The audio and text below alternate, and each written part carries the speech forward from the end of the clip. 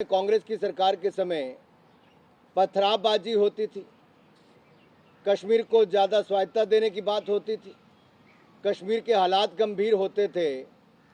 अरे मोदी जी की सरकार आने के बाद तो आप पत्थरबाजी की बजाय बर्फ़ के गोले चलाने का काम और खेलने का काम, खिलखिलाने का काम कर रहे थे। ये बदलाव है दो सरकारों में। आपके समय पथराव था, हमारे समय स्वागत होता है, रिकॉम्प्रिज्म होता है। आप बात करते हो माइनॉरिटीज़ की। अरे सबसे बड़ा दुर्भाग्य तो यह है कि आपके समय सबसे बड़े दंगे 1984 में सिखों के साथ जो हुआ, जो कत्लेआम उनका हुआ, आपके ही पार्टी के जो नेता जो इसमें शामिल भी थे, वो आज भी आपकी पार्टी की बड़ी बैठकों में आते हैं। क्या कहना है आपका सिखों पर? अरे नरेंद्र मोदी जी की सरकार आने के बाद तो करतारपुर कॉरिडोर को खोलने का काम किया, हेमकुंड साहब में रोपवे बनाया गया, अफगानिस्तान से गुरु ग्रंथ साहब एक बार नहीं 3 बार हवाई जहाज भेजकर सुरक्षित वापस लाने का सिख भाइयों को काम किया गया। गुरुओं का उत्सव 550वां प्रकाशोत्सव हो गुरु नानक देव जी का या 400वां गुरु तेग बहादुर जी का हो, वो धूमधाम से मनाया। साहिबजादों पर वीर बाल दिवस मनाने का काम मोदी सरकार ने किया।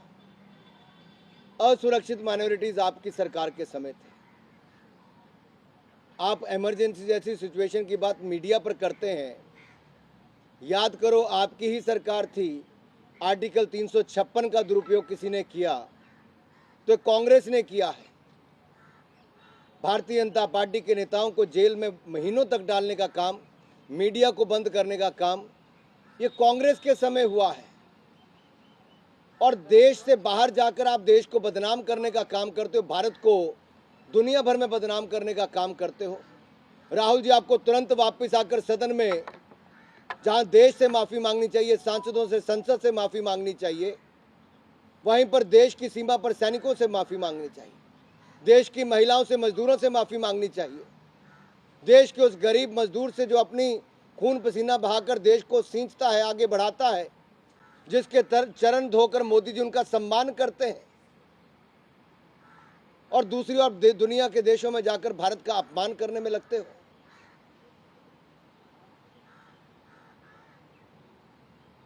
करप्शन एक आर्ट, या आर्ट से करप्शन कैसे हो, ये आर्ट भी कांग्रेस और गांधी परिवार से सीखनी चाहिए।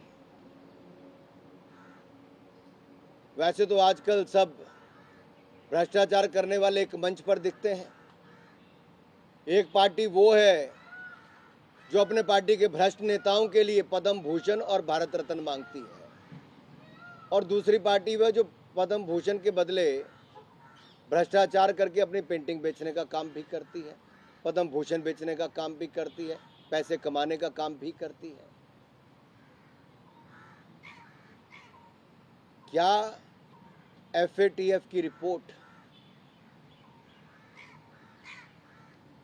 कांग्रेस का भ्रष्टाचार का मॉडल दुनिया भर में आज एक केस स्टडी के रूप में नहीं आ गया?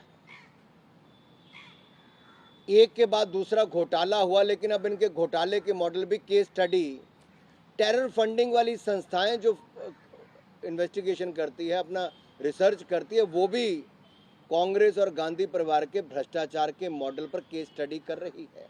अरे आपके भ्रष्टाचार की चर्चा दुनिया भर में है, और आप दुनिया भर के देशों में जाकर भारत को बदनाम करने का काम करते हो।